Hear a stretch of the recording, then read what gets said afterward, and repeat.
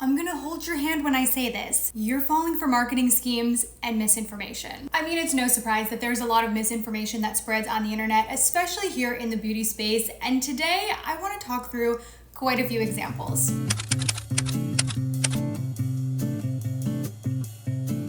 Starting with the one that I feel the most passionately about, and that is tinted SPF does not count. It does, but only if you're using it correctly, and no one is. So I've been thinking about this a lot with the many tinted SPFs that have launched recently, but specifically this one from Merit that I've been testing out. Spoiler, I like it, I don't love it, but with this and most tinted SPF products, they look really beautiful on the skin if you're applying a minimal amount. But what we know about sunscreen is that a minimal amount will not provide you sun protection.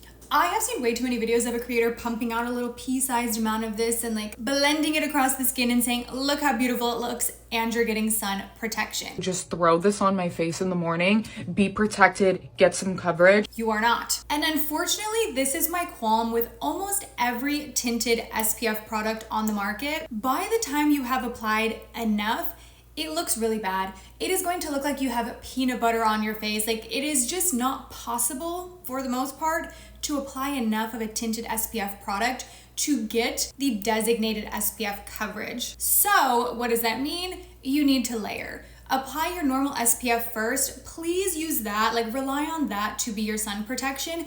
These type of products can be a bonus. They can be extra sun protection if you want to think of it that way. Don't look at this to be your only form of sun protection. And similarly to that, other makeup products that have SPF in it, I watched a video the other day where a creator was talking about a primer and she was like, and this is my sunscreen because it has SPF in it. She applied like this much. I was crying through the screen. I'm like, that's not your sunscreen. That's not your sunscreen. Similarly to that, do not mix your SPF. This is another piece of terrible advice that I see all the time on social media. Someone will take their sunscreen, mix it with their moisturizer, mix it, especially like the Drunk Elephant bronzer drops. I see people mixing it with that. To incorporate this into their routine. So mix it with your moisturizer or mix it with your sunscreen. This is your sign to mix your elephant drops with your sunscreen. It gives you that extra glow. I just put it on my face right now. You will not get the same protection. Do not do that. Makeup and sunscreen doesn't count unless you're wearing enough. And trust me, you don't want to wear enough. Okay, wait, I know I said that was the one I feel most passionately about, but now looking at my list, I'm like, no, it's actually number 2. But before I tell you what that is, there is a sponsor on today's video. I'm so excited to say that today's video is sponsored by Wonderskin. You have heard me talk about Wonderskin before, and I'm sure you have seen these purple lip stains all over social media, and I have to say, they are definitely worth the hype. I'm a huge lip stain person because I like having a product that I can layer under my lip combo so I know it's going to last the entire night and I don't have to worry about touching up or having things fade away unevenly. That is why I love their stains so much. My favorite one is the shade Hush. I filmed some comparisons of me applying Hush over my full lips and also applying Hush just as a lip liner stain because I like using the Wonderskin stains for both purposes. Sometimes I want to do more of that like contoured look, or sometimes I want to fill in the full lip. Wonderskin sells other products as well in addition to their stains, like their lip liners. The shade Saddle is my favorite. I wear it all the time.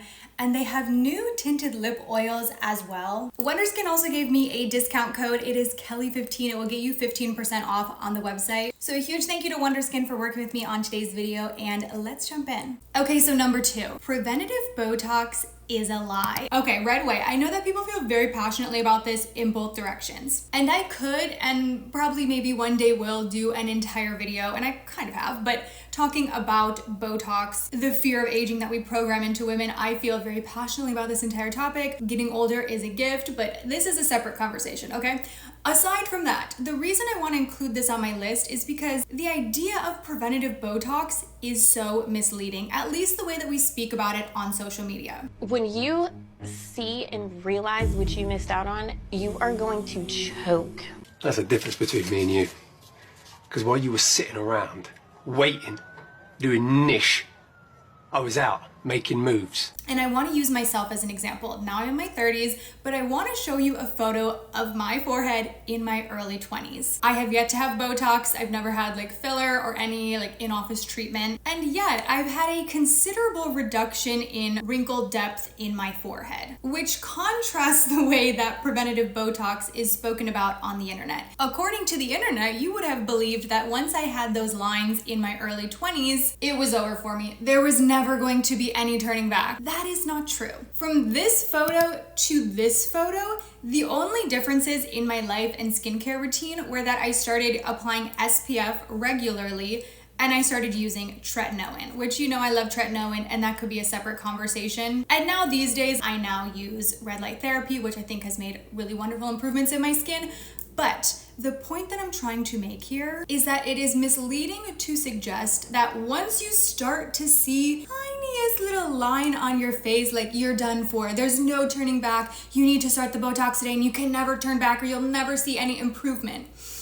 That is not true. And don't get me wrong, I do understand there is a preventative nature to Botox and the way that it works, but the conversations that I hear about it on the internet are just wildly misleading. Okay, switching gears, very different topic here, but Klarna is not your friend, okay? Buy now, pay later, all forms of buy now, pay later options are predatory. And I've spoken about this in previous videos, but I feel really compelled to bring it up again today because I've been seeing it pop up even more in beauty. Anytime you're on Sephora, it will list the breakdown of different payments you could make on a product. Let's use an example. Today, I'm wearing the new Makeup by Mario bronzer. I don't have my thoughts yet. I've worn it twice now. I think I like it, but I'll get back to you.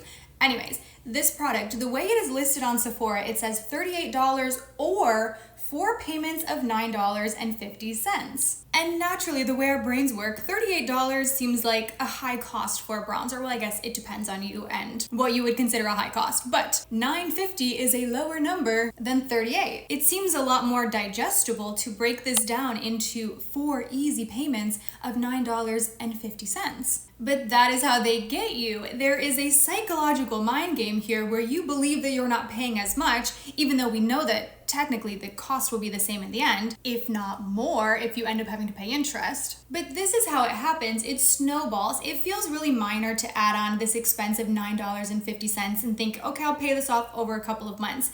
But $9.50 here, $5 there, $7 there, it adds up. And you might have seen there's been a lot of buzz about Klarna recently. They're basically bleeding money because no one is paying them back. They have reported a net loss of $99 million in the first 3 months of 2025 alone. But no sympathy for them because not only do they prey on their users, but they also recently replaced 700 employees at their company with AI. Needless to say, I'm not a fan of Klarna, but I share this to illustrate how many people are utilizing this service. And regardless of what happens to Klarna, the user will have to pay that debt back one way or another. Whether it's through Klarna or collections, that user ends up in a bad position. And I will say, I recognize that there are circumstances where a buy now, pay later program could be very beneficial for someone. But when it comes to something like makeup, it is not worth putting yourself in that financially vulnerable position. And I think it is so shameful of Sephora and ColourPop and so many other beauty brands and retailers that are partnering with these buy now, pay later programs, and not only partnering with them, encouraging their shoppers to use them by listing the new cost on the website and also adding on additional discounts to encourage them to use it, because these programs are predatory. They're banking on the fact that you cannot pay them back because that's how they're going to make a profit. And these beauty brands and beauty retailers are banking on the fact that you will buy more than you can afford, which benefits them and screws you over in the long run. And I don't mean this from a holier than thou perspective. I mean this right now when people are in tough financial times. These type of systems are so predatory because they're making money when you default, when you cannot pay them back. Do not get drawn in by it.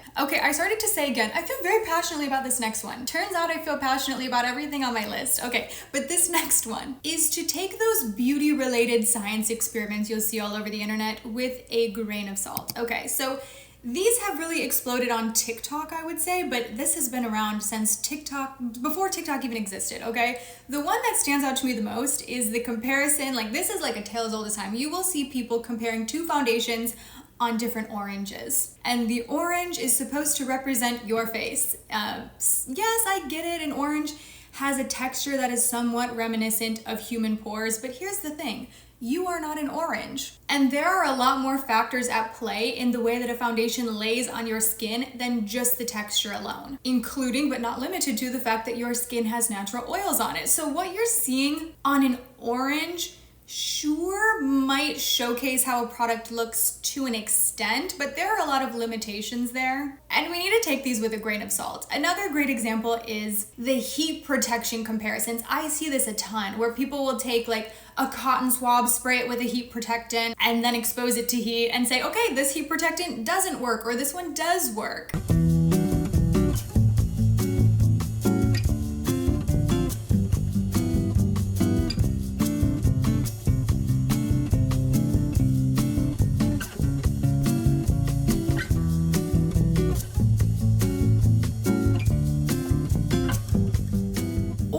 Recently, I saw a video where someone took a bunch of powders on a brush and dipped them in water to test how waterproof that they were. And again, these experiments, I'll put in quotes, could give us some information on how the product works. But it is far from the full story. Putting a powder in water will not showcase how that powder acts on your skin. And returning to the heat protectant experiments, I feel like that genre tends to be really popular with people showcasing different comparisons.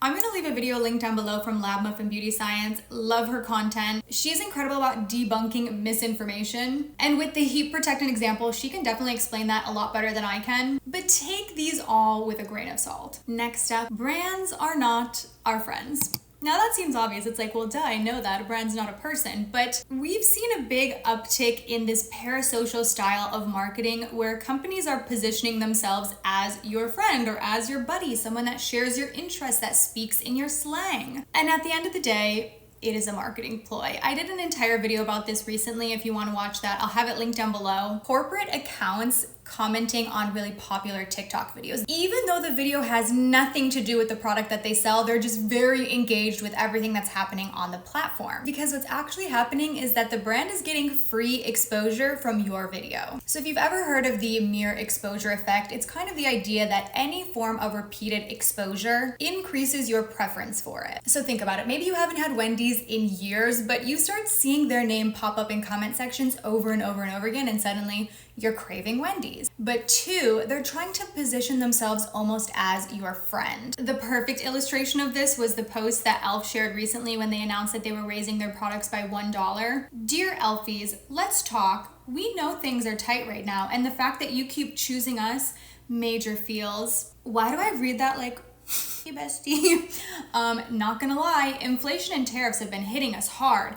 Angry emoji. Like, e.l.f., stop. But we see this parasocial style of marketing play out in a lot of different ways, both in the language brands are using in their posts, like that one I shared from e.l.f., but also positioning their founder as being your friend. Immediately I think of Charlotte Tilbury, hi darlings. That was a terrible accent, sorry. But also finding their way into your comment sections and so many more examples. It seems innocuous, but it's not. They're positioning themselves as your friend or almost as a person in order to appeal to you. Because if you feel a connection to a brand, you're more likely to buy their products, you're more likely to overlook any misstep they might take. Even returning to that cringy post from e.l.f., that style of marketing worked. The comments were like, oh, thanks for being so transparent. The e.l.f. customer was eating it up. It is a marketing ploy, and people are playing right into it. e.l.f. is not your friend. None of these beauty brands are your friends. And I share that not to be a downer, but to try to release us from that faux brand loyalty that they're trying to artificially create. Like I said, I have a full video about that. I will have that video linked down below. And another thing I'm gonna hold your hand when I tell you is that you're damaging your hair, but not in the way that you think. Generally, we associate hair damage coming from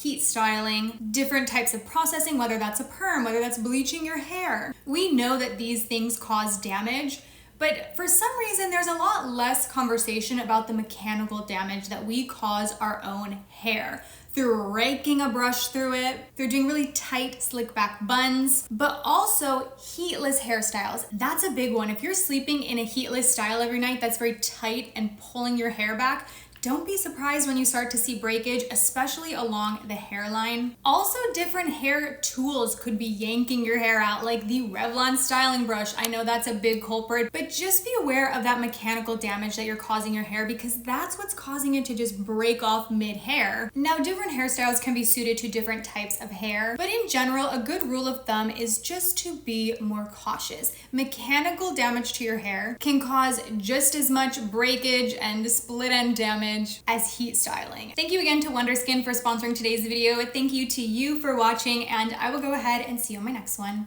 Bye.